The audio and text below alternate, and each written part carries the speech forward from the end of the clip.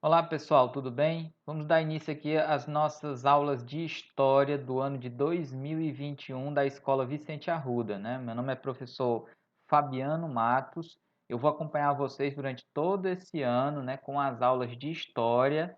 Nós vamos iniciar agora no ensino remoto, né? Então nós vamos estudar através das aulas que eu vou gravar e vou colocar aqui no YouTube e também nos nossos encontros no Google Sala de Aula, tá bom, pessoal? Então é isso, vocês vão pegar o livro didático de vocês e a gente vai começar, é claro, a partir do capítulo 1, da unidade 1 do livro de vocês, que se chama Construindo a História. E a gente vai entender nesse capítulo aqui o que é essa disciplina chamada História, tá? O nosso livro, toda vida que a gente vai começar um novo capítulo, galera, geralmente a gente começa com uma imagem, tá? E essa imagem abre a discussão sobre o que a gente vai estudar no capítulo, tá? No livro de vocês, essa imagem geralmente vai estar em duas páginas. Infelizmente, como aqui a gente está vendo um arquivo em PDF no computador, a gente vai ter que ver página por página, mas a gente tem que entender que são duas páginas que se completam, tá? Aí a gente tem aqui, ó, unidade 1, construindo a história. E aí a gente tem uma construção que parece ser um pouco mais antiga e ao lado dela uma construção um pouco mais nova. Vamos ver aqui a legenda, porque toda vida que tem uma imagem, né, o livro coloca uma legenda para a gente entender o que está acontecendo, tá? Ó. Igreja da Trindade, construída no século XIX, ao lado do John Hancock Tower, um dos maiores arranha-céus do mundo. Fotografia tirada em Boston, estado de Massachusetts, nos Estados Unidos, em 2014. Aqui é o prédio que ele fala, ó, que é a Igreja da Trindade, foi construída no século XIX. Século XIX são os anos de 1800, né? Então a gente pode imaginar aí quanto tempo que tem essa igreja. Ó. Os anos de 1800, você teve depois os anos de 1900, os anos primeiros anos dos anos 2000, e nós estamos ainda na segunda década dos anos 2000, né? E aqui a gente tem a igreja, e aqui do lado é que a gente tem a imagem desse prédio moderno, ó, com as janelas todas de vidro, né? Do lado daquela igreja com a estrutura mais antiga. E aí, qual é as perguntas que o livro coloca para a gente? Ó? Vamos ler aqui e vamos entender, galera. O que é história? Quem constrói a história? Para que serve a história? Para responder a essas perguntas, é necessário entender que existem diferenças entre as histórias vividas pelos grupos humanos e as histórias que foram escritas por eles. Continuando, ó. Nesta unidade, vamos entender o que são sujeitos históricos, além de estudar como o conhecimento histórico é construído. Vamos conhecer um pouco sobre o trabalho dos historiadores e perceber como o estudo da história nos permite identificar as ligações que existem entre o passado e o presente, o que nos ajuda a entender melhor o mundo em que vivemos, tá? Então, o que a gente vai estudar aqui nesse capítulo? O que é disciplina de história e como ela é feita, como ela é registrada. Vocês podem parar para pensar um segundo, galera, que história é tudo aquilo que o ser humano ele viveu, que ele conviveu em comunidade com outros seres humanos. Só que você também precisa parar para pensar que essa história ela precisa ser escrita por alguém.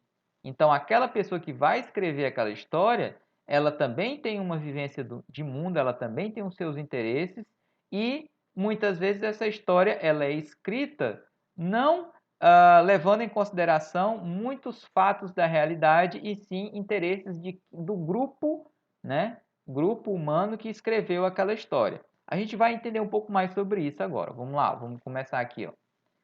O livro coloca aqui para gente, ó, o que é história? Se alguém fizer entrevistas com alunos e professores perguntando o que é história, certamente obterá muitas respostas, como: história é o estudo do passado, mas será mesmo? Ou melhor, será apenas isso? Então, a resposta, o livro está te dizendo aqui que a resposta mais comum quando se pergunta o que é história é que é o estudo do passado. Realmente não está errado, né? Quando a gente estuda história, a gente vai estudar o passado. Nós vamos começar agora com a história, né, da humanidade aqui no primeiro ano. Então, nós vamos ver a história antiga, a história da Idade Média. No segundo ano, vocês vão ver as grandes navegações, a chegada dos portugueses ao Brasil. No terceiro ano, vocês vão ver a Segunda Guerra Mundial e assim por diante. Então, nós vamos estudar, claro, o passado, né? Só que, como o livro coloca aqui na questão, não é só isso. Nós temos também outras coisas que envolvem estudar a história e se fazer história, tá? Continuando aqui, ó. História e a experiência. Todo ser humano, desde pequeno, utiliza a experiência adquirida com suas vivências. Uma criança que se queima ao colocar a mão no fogo aprende com o tempo que, se repetir essa ação, ela se queimará. Esse é um exemplo de que o passado é importante para nós. Aprendemos com base naquilo que vivenciamos. Então, o autor do livro, galera, coloca aqui para a gente um exemplo bem simples, né? Quando a gente é criança, se você queima a mão no fogo, você já vai ficar sabendo que não é bom colocar a mão no fogo, porque você vai se queimar de novo, você vai se machucar. Então, você aprende através dessa experiência. Só que a gente não aprende só através das nossas experiências pessoais. Então, essa do fogo, que esse exemplo que ele colocou, é quando a gente passa pela experiência. Mas a gente também é capaz de aprender com as experiências das outras pessoas, com as experiências do passado. Vamos continuar aqui, ó. As noções de passado, presente e futuro são, portanto, fundamentais para a existência humana, e entendê-las é uma necessidade. Nesse sentido, quando essa compreensão está relacionada às experiências coletivas ou experiências individuais que se tornaram importantes para um grupo, estamos falando de história.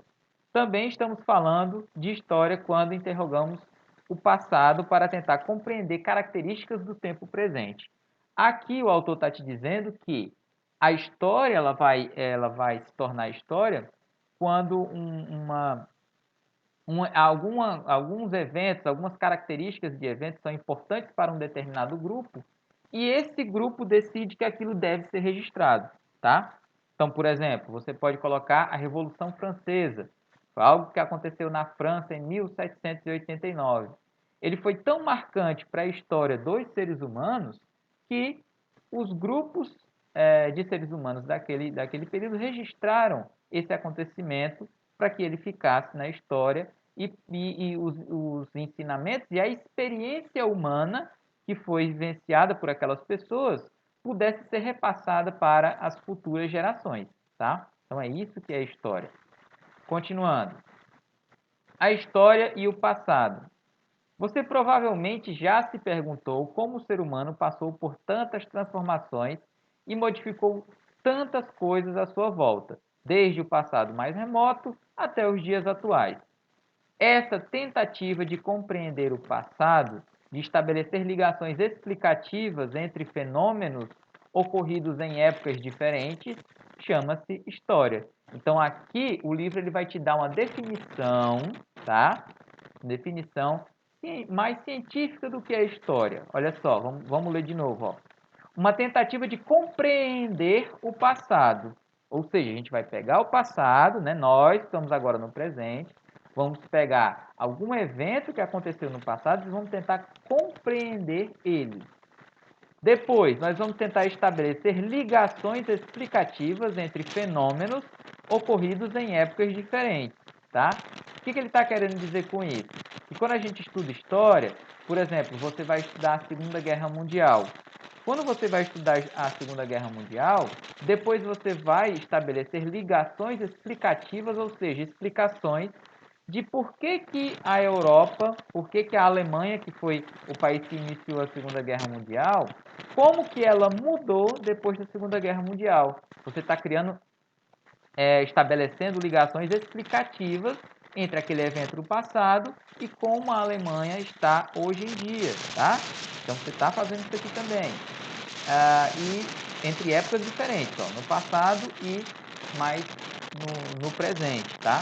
Então, esse é a forma de se fazer história. Tentar, e olha que ele não coloca em nenhuma maneira de que a gente vai ver o passado exatamente como ele é.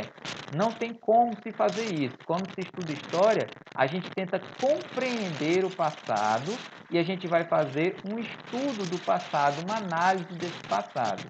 Saber exatamente como esse passado ocorreu, com todos os detalhes, onde alguém possa dizer assim, olha, o passado ocorreu exatamente desta maneira.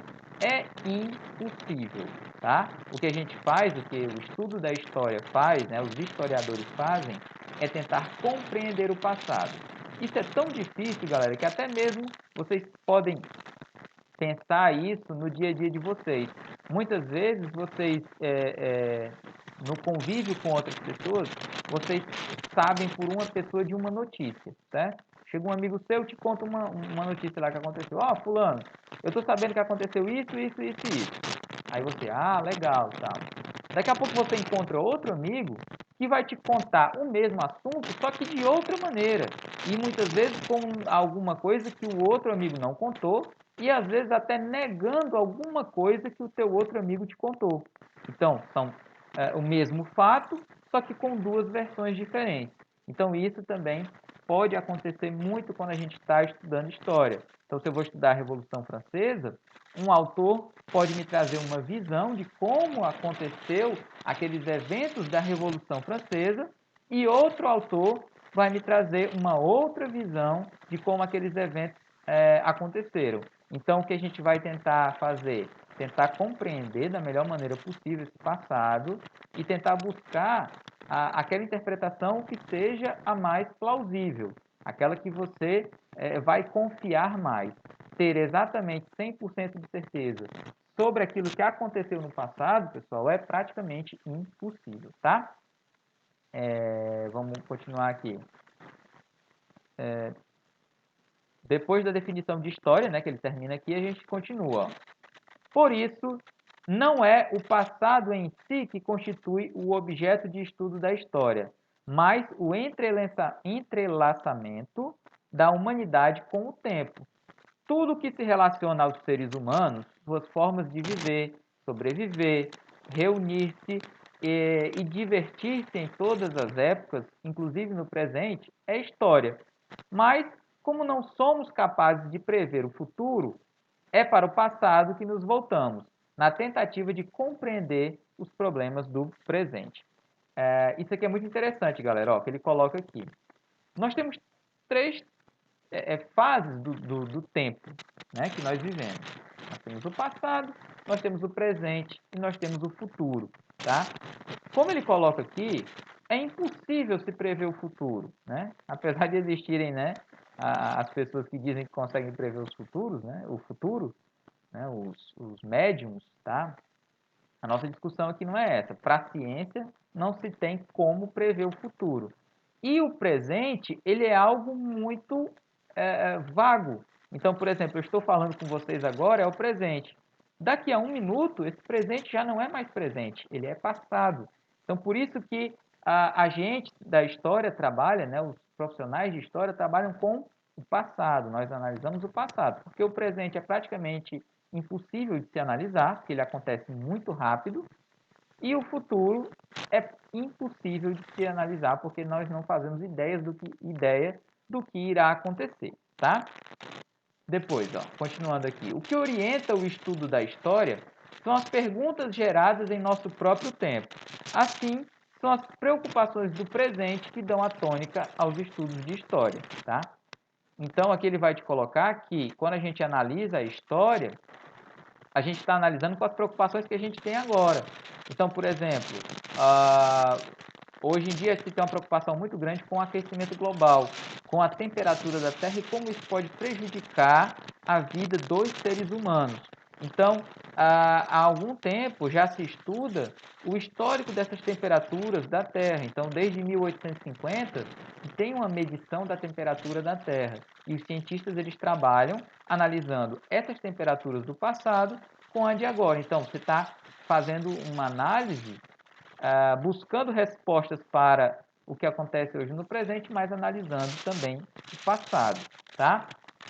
Aqui a gente tem uma imagem, né? De novo, uma imagem aqui no livro, e vamos ver a legenda, ó. Ao olharmos para o passado, tentamos compreender o tempo presente. Nesta fotografia, vemos uma favela no Morro do Pinto, no Rio de Janeiro, em 1912.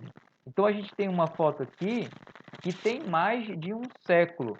E nós estamos vendo aqui o surgimento das primeiras favelas no Rio de Janeiro, que eram barracos bem simples, ó, feitos todos de madeira, e que não tinha a estrutura que hoje as favelas têm. Em 1912, basicamente as pessoas que moravam em favelas eram ex-escravos que estavam fugindo, né? Na verdade, fugindo não só da opressão, mas também foram expulsos da capital, porque muitos trabalhavam no centro do Rio de Janeiro e foram expulsos pelos prefeitos da época que queriam tirar as pessoas pobres das ruas, tá? Então, elas formavam essas primeiras unidades aqui. Se você pegar hoje uma foto atual de uma favela do Rio de Janeiro, a gente vai ver que é completamente diferente, tá? Continuando aqui, quando a gente vai estudar história, a gente precisa entender quem são esses sujeitos históricos. Vamos entender aqui o que era, ó. Todos os indivíduos são sujeitos históricos que participam do processo histórico por meio de seus atos. Um professor que procura incentivar a participação de seus alunos no cotidiano do município, por exemplo, é um sujeito histórico, assim como o cidadão eleito para representar a população de seu estado no Congresso Nacional. Ele está te dizendo aqui, galera, que todos são sujeitos históricos, certo? Então, você é um sujeito histórico, eu sou um sujeito histórico, todos nós somos sujeitos históricos. Ou seja, todos nós, o que nós vivenciamos pode se tornar história, tá? Continuando. Contudo, até mesmo as pessoas que não agem no sentido de transformar a sua realidade são sujeitos da história, pois a passividade também é uma ação histórica. Então, está dizendo, mesmo aqueles que não vão ser políticos, aqueles que não vão ser alguém que vão fazer algo grandioso, também são sujeitos históricos, tá? Todos são. Além dos sujeitos históricos individuais, existem os sujeitos históricos coletivos, como os movimentos sociais, que são fundamentais nas ações de transformação política e econômica. Como exemplos de sujeitos coletivos, podemos citar as associações de moradores, os movimentos estudantis, os sindicatos de trabalhadores e as organizações não governamentais, ONGs ou ONGs, que atuam diretamente na transformação da realidade. Ele está te dizendo que existem dois tipos de sujeitos históricos. O individual, que é, no caso, uma pessoa. Então, por exemplo, quando você vai estudar a independência do Brasil. Quando a gente estuda a independência do Brasil, lá no livro você vai ler que Dom Pedro I declarou a independência do Brasil. Então, Dom Pedro I, que é uma pessoa, ele é um sujeito histórico individual.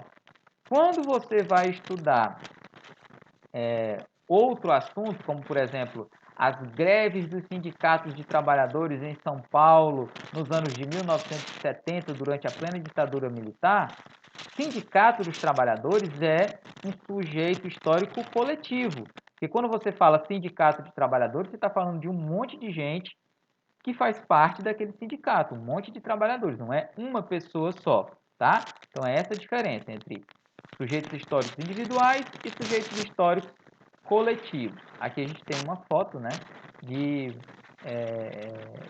professores em greve, servidores públicos em greve. Então, é um sujeito histórico coletivo e não um sujeito histórico individual. Não é só essa moça aqui que está segurando o cartaz, nem essa outra aqui que está segurando o cartaz. São uma coletividade de pessoas que está lutando por algo aqui e fazendo história, tá? E para analisar esses fatos, você tem os historiadores, tá? Quem são esses caras? Ó, vamos ver aqui. A narrativa sobre determinado fato produzido pelos historiadores é chamada de historiografia, feita com base em pesquisas documentais a fim de interpretar fatos históricos. Procura criar sentidos para a relação entre o passado e a realidade presente. Então aqui ele já vai te colocar outras coisas, tá? Ele vai te colocar, primeiro, a narrativa. O que é narrativa? Narrar. O que significa narrar alguma coisa? É contar. né? Quando a gente vai ver um jogo de futebol, não tem um narrador, é ele que está contando a história do jogo para a gente. Você podia muito bem desligar o volume e você assistir o jogo sem ouvir, né, aquele cara falando lá o tempo todo. Mas a grande maioria das pessoas acha mais interessante quando tem alguém ali narrando o jogo. Então, o historiador ele vai narrar a história para você. E ele vai, através da pesquisa, tá, em fatos chamados fatos documentais, né, nos documentos, ele vai te interpretar, né, o que aconteceu na história. Os documentos da história, galera, não são só documentos. A gente tende a acreditar que documento, que quando a gente fala de documento, é um papel, né? É um documento, é uma certidão de nascimento, é um documento, sei lá, um ofício da escola com uma ordem lá da escola, é um documento. Uma conta de luz é um documento. Não. Documentos para a história, galera, vão ser tudo aquilo que pode ser analisado como prova da interação do ser humano em uma sociedade. Então, por exemplo, eu posso pegar um jarro de barro feito na Grécia Antiga e que era comum eles fazerem desenhos nesses jarros e analisar ele como uma prova documental da existência de pessoas durante a Grécia Antiga, daquela sociedade. O que aquela sociedade fazia? Como é que era o cotidiano deles? Tá? Então, eu posso utilizar esses meios, né, como documentos. Então, eu posso utilizar qualquer objeto em que o ser humano trabalhou. Então, se eu for analisar os índios aqui do Brasil antes da chegada dos portugueses, existem muitos objetos deixados por eles, ferramentas que foram fossilizadas, ou seja, ficou na terra e elas foram petrificadas, então foram preservadas até hoje.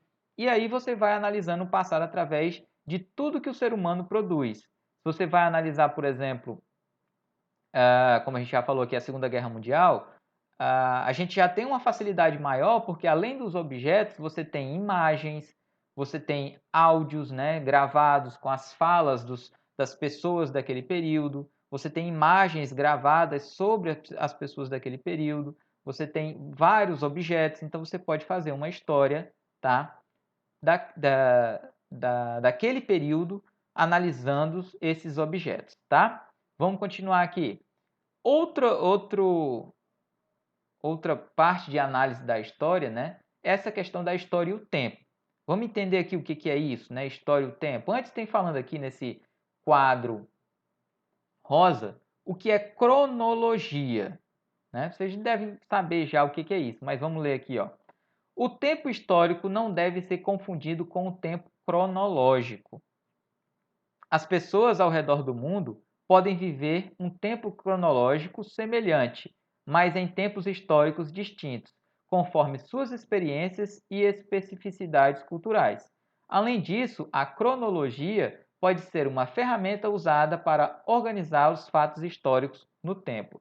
Cronologia, galera, basicamente é quando você analisa os eventos a partir do tempo em que eles ocorreram, certo? Então, por exemplo, hoje é muito comum vocês assistirem filmes, né? Aqueles filmes de super-heróis ou algum outro tipo de filme que sejam em sequência.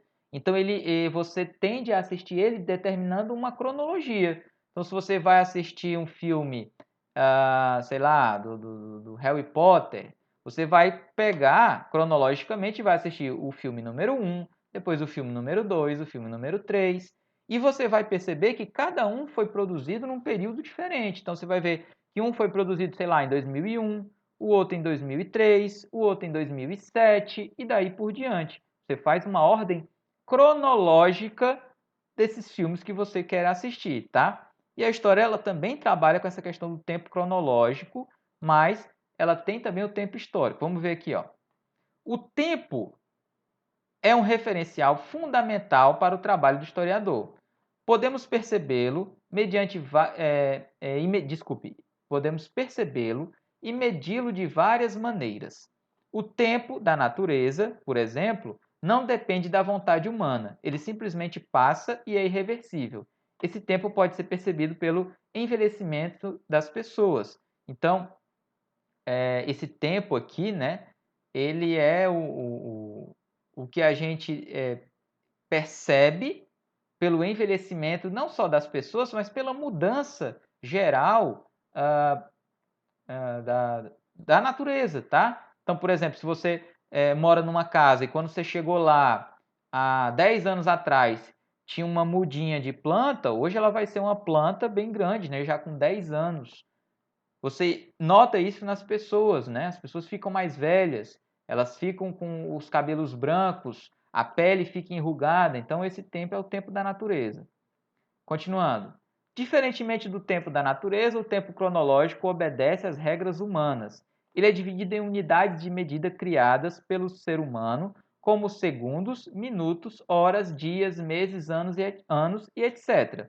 O tempo cronológico é um produto cultural, pois foi criado pelo ser humano e pode variar de uma época para outra ou em sociedades diferentes. Tá? Então aqui ele já vai colocar uma diferença. O tempo cronológico ele é feito pelos seres humanos.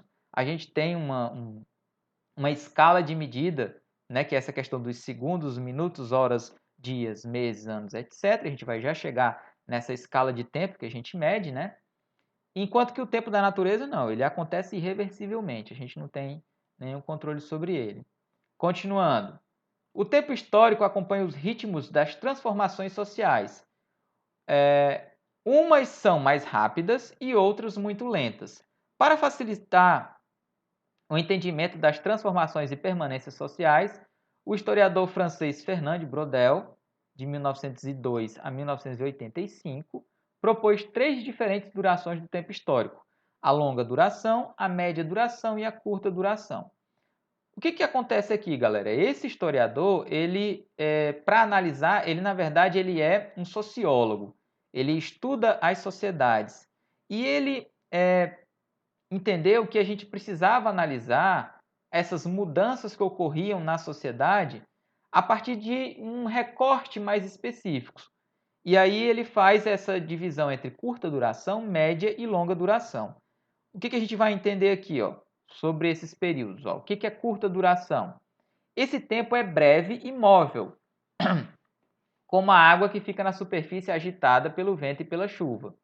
O tempo de curta duração, também chamado de tempo de acontecimentos, é caracterizado por eventos breves, como um golpe político, uma disputa eleitoral ou a assinatura de uma lei. Então aqui ele vai te colocar, por exemplo, que o tempo de curta duração ele é algo que acontece ali em pouco tempo, ele pode ser analisado em pouco tempo.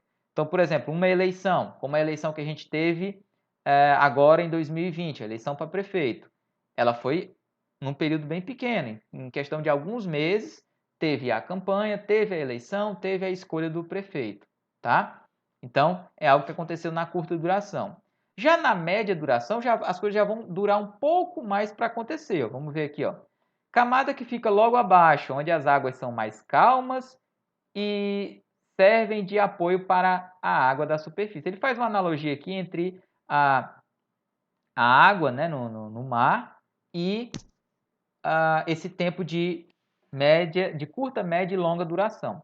Aí na média duração, ó, o tempo de média duração, ou o tempo das conjunturas, é marcado por transformações mais lentas que podem ser percebidas no decorrer da vida da pessoa, como a vigência do sistema econômico ou a duração do reinado de um monarca. Então, desculpem, esse tempo de média duração, ele já é um pouco mais lento para se notar as transformações, tá? Então, por exemplo, isso aqui costuma ser o tempo das mudanças que ocorrem não em um ano, não em alguns meses, mas dura décadas para se mudar, né? Então, a gente vê, por exemplo, mudanças, deixa eu ver, nas questões políticas mais difíceis, assim, então a mudança de um regime político para outro, às vezes ela demora um tempo necessário, não, desculpem, um tempo mais longo, então ela não é uma mudança rápida, ela pode demorar 10 anos, 20 anos, 30 anos, às vezes a idade de uma pessoa pode ser o tempo dessa mudança de média duração. E temos ainda a de longa duração, que essa é a maior, é a que demora mais tempo para acontecer. Ó. O tempo de longa duração, também chamado tempo das estruturas, é formado por processos históricos que demoram longos períodos de tempo para ocorrer. É o caso dos valores morais, que se transformam muito lentamente. Exemplo, tá, galera? A sociedade ela tem uns chamados conjuntos de valores morais em que eles se modificam muito lentamente. Então, por exemplo, há 200 anos atrás, a questão das mulheres ela era muito diferente da que é hoje. As mulheres elas eram totalmente submissas aos homens. Então, desde quando eram crianças até adolescentes, que elas eram totalmente submissas aos pais, inclusive com o pai escolhendo quem é que ia ser o marido dessa moça quando ela fosse se casar, e depois de casada, elas eram totalmente submissas ao marido. Elas não tinham permissão para trabalhar, elas não podiam votar, elas geralmente não eram proibidas de emitir qualquer tipo de opinião, tá? Elas não podiam de forma alguma ter ser mães solteiras e daí por diante. E essas mudanças da sociedade em relação à mulher, elas vão se dando numa longa duração.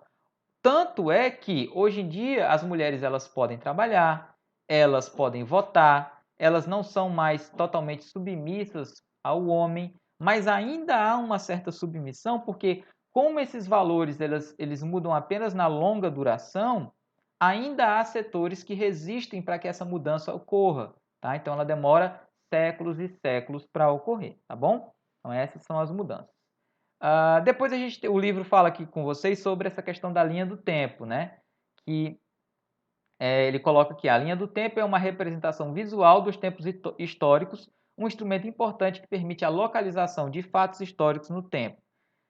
Linha do tempo, geralmente, galera, quando ele coloca aqui, a gente vai ver muito isso no nosso livro, é uma escala assim que você vai ter os anos, ó, olha aqui, ó, 1500, 1600, 1700, 1800, 1900, são os séculos. E aí ele vai te colocar eventos que a história considera como importantes que ocorreram durante esses séculos. Então ele vai colocar aqui, ó, período colonial, aconteceu entre 1500 e 1822. Período colonial aqui no Brasil, né, quando o Brasil foi colonizado por Portugal. Por que é de 1500 a 1822? 1500 a chegada, 1822 quando é declarada a independência do Brasil. Depois você vai ter o período imperial brasileiro, período em que o Brasil foi um império, ele foi uma monarquia governada, foi uma monarquia brasileira, tá? Governada pelo Pedro I e depois pelo seu filho Pedro II, 1822 e 1889. E depois o período republicano, que começa em 1889 e que dura até os dias de hoje. Nós vivemos numa república. Então, isso é uma linha do tempo. É como vocês vão encontrar o conhecimento aqui no livro de vocês, organizado muitas vezes nessa linha cronológica, tá? Ou seja, ordem de eventos acontecendo a partir da idade temporal, tá bom? Para a gente terminar, galera, ele fala sobre as fontes históricas. Ó. Vamos ver o que é fonte histórica. Fonte histórica é qualquer vestígio do passado usado pelo historiador para obter informação sobre seu tema de estudo. São exemplos de fontes históricas documentos oficiais, jornais, livros, cartas, letras de música, histórias em quadrinhos, pinturas, fotografias, filmes, mapas, esculturas e também os relatos orais. Então, eu já tinha falado sobre isso. Se estuda tudo que o ser humano produz numa sociedade, dá para se contar uma história através disso, tá? Você saber o que aquele povo ali estava vivendo, vivenciando, tá? Então, todos os vestígios humanos. O que é um vestígio humano? Se o ser humano ele criou uma panela, aquilo é um vestígio daquela sociedade dele que vai ficar ali, claro, se não for destruído, certo? E outra coisa interessante são os chamados documentos oficiais. O que são documentos oficiais? O livro ele coloca aqui para a gente, galera, ó, vocês vão passando de página aqui para a página 17. A gente tem um exemplo aqui do que é um documento oficial, tá? Ó, aí tem aqui a análise de documento oficial. Documentos oficiais escritos como leis, decretos, contratos e tratados são fontes relevantes para o estudo histórico. A gente vai observar aqui um que é um dos mais famosos do Brasil, que é a Lei Áurea. O que foi a Lei Áurea? Foi a lei, né, que aboliu a escravidão no Brasil. Então aqui a gente tem a imagem, né, uma fotografia real do documento que foi assinado em 1888, dando a abolição aos escravos. Então você tem uma série de coisas aqui que decretam que esse documento é oficial, ó, como o livro coloca aqui. Ó. Você vai ter aqui a questão da caligrafia da época, né? A gente já vai notar uma caligrafia muito bonita. Você vai ver aqui o brasão do Império Brasileiro, ou seja, se era um documento oficial, ele tem que ter o símbolo do Império. É igual hoje, quando você pega algum documento oficial da nossa escola, vai ter ou o símbolo da escola, ou o símbolo do governo do estado, ou os dois, porque são documentos oficiais do governo do estado do Ceará. E aí uma série de outros fatores que fazem com que esse documento seja oficial. Antigamente se fazia história analisando apenas esses documentos oficiais, mas depois os historiadores entenderam que esses documentos oficiais eles contam uma parte da história, a visão de quem estava no poder e não a visão da sociedade em geral. Por isso que hoje se analisa tanto documentos oficiais como documentos chamados não oficiais, objetos, áudios, vídeos e tudo que pudesse ser registrado do passado, tá, galera? Então a gente vai ficar por aqui nessa aula. Deu para a gente entender como é que é feita a história. Ó. Vocês vão continuar lendo o livro, né? Vão ver aqui nessa parte explorando o tema outras áreas das ciências humanas que ajudam a história a contar os seus registros, né? A fazer essa historiografia, né? Que são antropólogos, geógrafos, a sociologia, a filosofia, são todas áreas, a arqueologia, são todas áreas das ciências humanas que ajudam a se contar a história, tá? Então, esse capítulo 1 é basicamente para a gente entender o que é história, como é que ela trabalha. A partir da próxima aula, aí a gente já vai começar a entender a história da humanidade, tá? Para terminar esse capítulo, galera, vocês vão fazer a atividade aqui da página, deixa eu ver aqui, 22. Vocês vão fazer a questão número 1, número 2, número 3 e número 4. A número 5 não precisa fazer. Vou deixar essas questões lá no Google Sala de Aula, vocês vão responder e vão enviar para mim, ou lá no Google Sala de Aula mesmo, tá? Ou então vocês fazem essas questões aqui em casa, no caderno, tiram uma foto e manda pelo WhatsApp para a gente poder dar a nota de vocês, tá bom? Então é isso, pessoal. Nossa primeira aula do ano, tá? Sejam bem-vindos à Escola Vicente Arruda e vamos ter um bom ano de estudos e tudo só depende da vontade de vocês, da dedicação de vocês, porque os professores estão aqui para fazer essas aulas da melhor maneira possível nesse momento ainda de pandemia, com aulas remotas, mas logo, logo nós voltaremos para a sala de aula, tá certo, pessoal? Obrigado e até a próxima aula. Tchau!